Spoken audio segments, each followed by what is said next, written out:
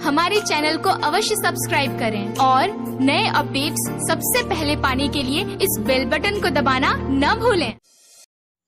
जय श्री राधे, जय श्री कृष्ण।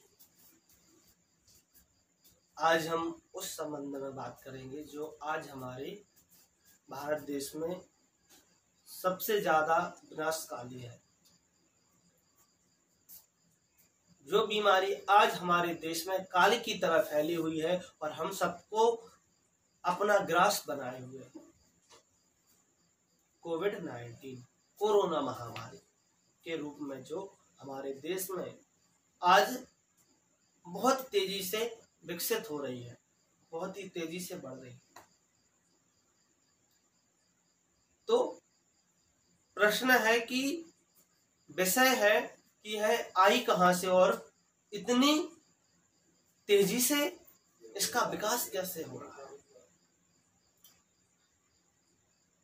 तो अगर देखा जाए तो हमने हमारी संस्कृति से, हमारी प्रकृति से छेड़छाड़ की है, हमारी प्रकृति को नष्ट किया है। आज उसी की यह देन है कि आज हम इस बीमारी से लड़ रहे हैं और हम सब इस बीमारी के आगे अपने घुटने टेकते जा रहे हैं।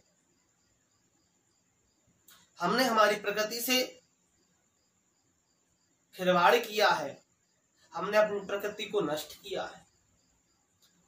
हमने हमारे देश के, हमारे यहाँ के जितने जंगल थे सब पेड़ों को काट दिया।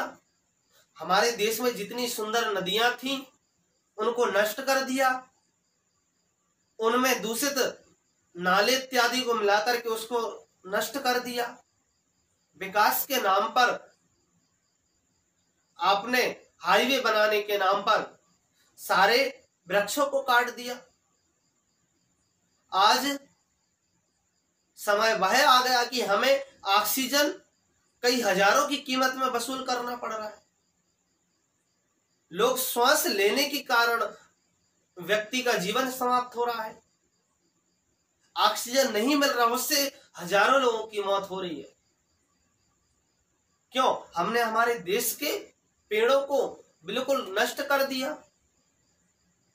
यह उसी की देन है और हम आप सबसे निवेदन करेंगे, जो जहां तक इस देश के वासी हैं, कि जो इस महामारी से प्रभु कृपा से स्वस्थ हैं, वह अपने जीवन में संकल्प लें कि जितना हो सके उतने वृक्षों को लगाएं, कि जो बीमारी से, जिस घटना से, जिस चीज से आज हम गुजर रहे हैं वह हमारी पीढ़ी से ना गुजरे।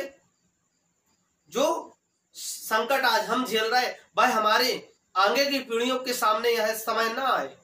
उसके लिए हमें अपने हाथ से, हमें अपने परिवार में रह करके हमें इस चीज से लड़ना पड़ेगा। हमें वृक्ष लगाने पड़ेंगे। हमें हमारी जो नदियां हैं उनको शुद्ध करना पड़ेगा, उनको पुनः पहले की तरह सुंदर करना पड़ेगा। तब जाकर के हमारी पीढ़ियों के लिए आगे ठीक रहेगा, नहीं तो हम सब नष्ट हो जाएंगे। अरे यह वही प्रकृति है जिसको शुद्ध करने के लिए, जिसकी रक्षा करने के लिए हमारे ठाकुर जी को आना पड़ा इस संसार में, आकर के इसको शुद्ध किया। जल दूषित हुआ, भगवान के समय में कालिया नाग ने आकर के यमुना में जल को दूषित किया। भगवान ने आकर के उस कालिया नाग को दंड दिया, उस जल को शुद्ध किया। उसी जंगल में, उसी ब्रज में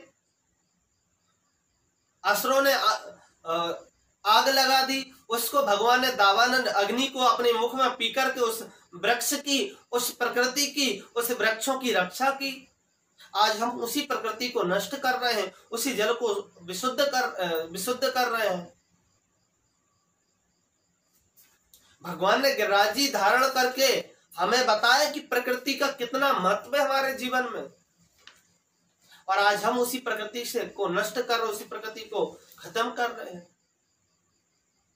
तो हमें हमारी प्रकृति को सुंदर बनाए रखना है, हमें हमारे जल को शुद्ध रखना है, हमें हमारे भारत देश में अधिक से अधिक वृक्ष लगा करके और अपनी प्रकृति को, अपनी संस्कृति को बचाए रखना है। तो आप सबसे निवेदन करते हैं कि आप सब इन चीजों पर कृपया विशेष ध्यान दें, प्रकृति से खिलवाड़ ना करें, जितना हो सके प्रकृति को सुंदर बनाएं, प्रकृति को आगे बढ़ाएं, जल को शुद्ध रखें, वायु को शुद्ध करने के लिए, वायु को और अधिक बनाने के लिए जितना हो सके उतना हमें अपने जीवन में वृक्ष लगाना चाहिए। और वृक्ष लगाएं भी, क्योंकि हम उसके कर्जदार हैं। आज आप देख लीजिए कि हमें सांस नहीं मिलती, थोड़ी सी कुछ घंटों की श्वास के लिए, ऑक्सीजन के लिए हमें कई हजार रुपए खर्च करके हमें ऑक्सीजन खरीदनी पड़ रही है। और अगर एक वृक्ष भी हम अपने जीवन में एक व्यक्ति लगाए तो जीवन पर्यंत हमें कभी इन घटनाओं से गुजरना नहीं पड़ेगा। तो आप सबसे निवेदन करते हैं कि अपनी प्रकृति को सुंदर बनाएं, अपनी प्रकृति को बनाए रखें। जय श्री राधे, जय श्री श्याम।